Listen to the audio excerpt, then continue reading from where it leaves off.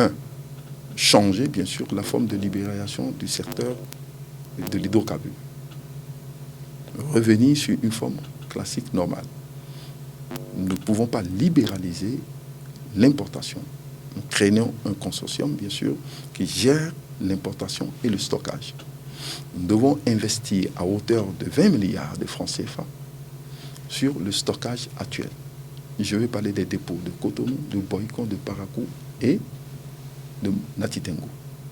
Non seulement les réhabiliter, les moderniser, mais les augmenter leur capacité et utiliser la grande capacité du stockage de ces. Je propose aussi que désormais le Bénin investisse dans le gaz et que nous pouvons produire l'énergie à partir du gaz. Donc exploiter le pipeline de la CEDEAO qui quitte le Nigeria, qui traverse le Bénin, l'exploiter pour produire le gaz. Donc, nous devons déplacer nos turbines à gaz.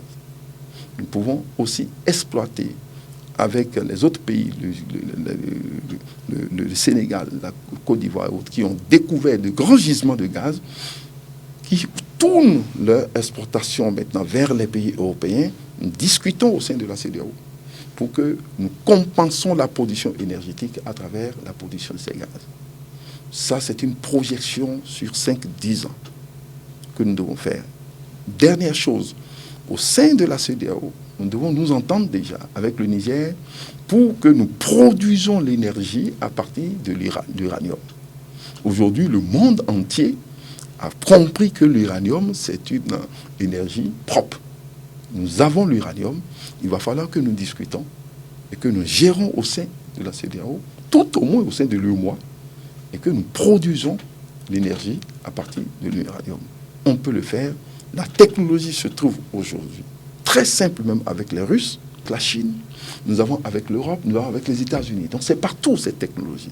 Ça, c'est des projets sur 10 ans. Ces projets vont permettre à ce que nous ayons une forme d'autonomie. Il n'y a pas de développement sans énergie. Et nos pays vont pouvoir produire et faire face, bien sûr, à la concurrence mondiale.